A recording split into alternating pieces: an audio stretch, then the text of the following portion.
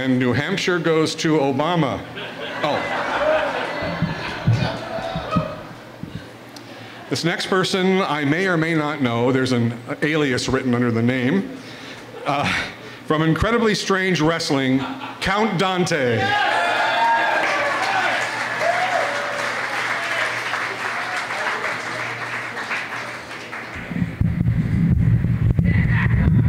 I'm a little too tall for where this is set here, so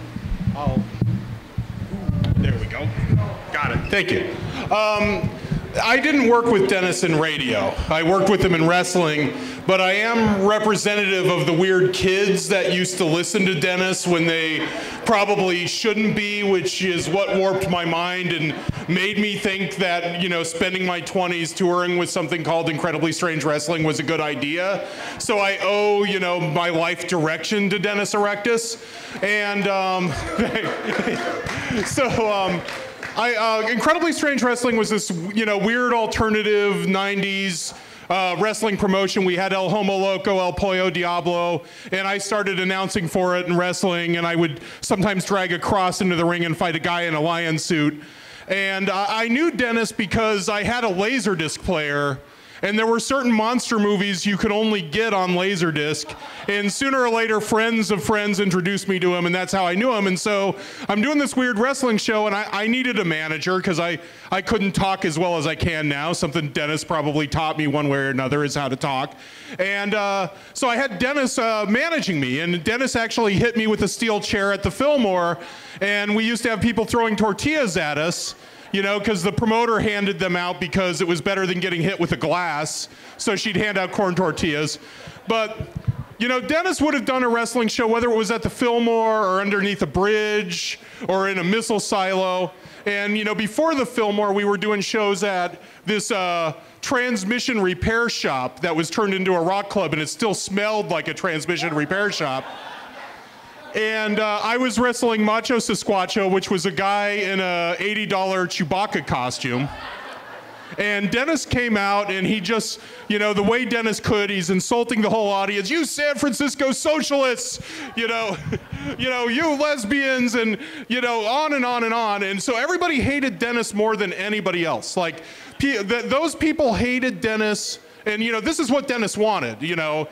This is what he was working towards. They hated him more than they hated the Ku Klux Klan, okay? We had a wrestler called the Ku Klux Klan. They hated Dennis more. And so I'm wrestling Macho Sasquatcho after Dennis has this whole nightclub full of drunks throwing food, throwing ice, vodka tonics going in your face while you're trying to wrestle a guy in a Chewbacca suit. And there was a part of the match where Dennis was going to hit the Sasquatch with a chair. And I don't know what this kid was on. But there was this hippie kid in the audience who, for whatever Dennis said, got so incensed, like believed that this ridiculous passion play was real for 2 minutes that he jumped in the ring and tried to save the Sasquatch from Dennis.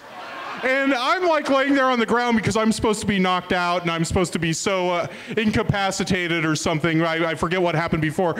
And then the other wrestlers come and they beat the crap out of the hippie kid, which Dennis probably didn't like, that, you know, a bunch of masked Mexican guys are beating a hippie kid, you know, in front of everybody. But yeah, Dennis was so believable. You know, if you were on lots of acid or LSD or mushrooms or ecstasy or whatever that kid was on, that he actually thought that this guy in a Chewbacca suit was in danger. You know, so anyway, I mean, it was, you know, but I did a bunch of wrestling shows with Dennis, kind of in his later years. Those of you who know monster movies half as well as Dennis does, I was like Ed Wood to his Bela Lugosi. He wasn't on radio anymore, and I was dragging him into his weird shows, or my weird shows, and, you know, I do wish he was still here to do podcasts with, to do wrestling shows with, to hit hippie kids or Sasquatches with steel chairs. But when I talked to him, you know, and this was a guy who got majorly stoned every day of his, I won't even say adult life, from adolescence on through his adult life, this guy was getting insanely stoned, and more stoned than I could ever be in one day in 10 years. And I'm like, hey man, thanks for doing this, because he never stuck around to get paid or anything, even though some of those years he probably could have used the 30 to 50 bucks. He probably could have, like, stick around, we'll get you paid. No, man, this is the greatest high I could ever have. Better than any drug, man, better than any drug, thank you. And he's like thanking me, and I'm like just a fanboy for him. So we miss you, Dennis. Thank you very much.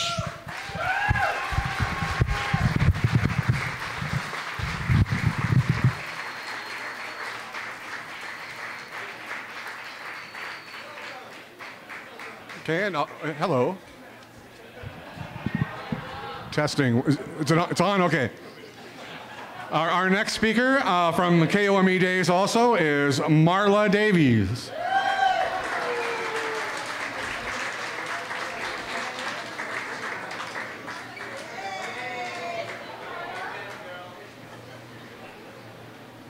Hi, everybody. Anyway, it's great to see all, a bunch of old friends and, commemorate Dennis. I used to do overnights after Dennis, so you never knew what you were going to walk into that studio at KOME. There used to be little X's on the floors, and I was like, Dennis, what are all the X's for? He's like, that's where people had sex in the studio. Okay. So, everybody did. That was the thing to do. And there were pink X's, too. I go, where's the pink X's for? He goes, well, that's when people basically give someone else head in the studio. So, that happened a few times when I'd come in. Hi, Dennis. Oh, sorry, private moment.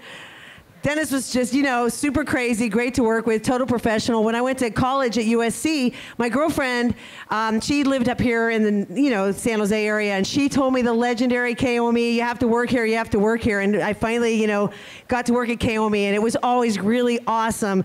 So, I really felt like I worked with legendary DJs. Blazy, I was like the bridge between Blazy and Dennis, so it was like that crazy nighttime. But so many great DJs, Scott Lewis and Uncle Frank and Aunt Fran, whichever way you're looking at it. Anyway, it was really great to work with such really legendary DJs, and working with Dennis was awesome.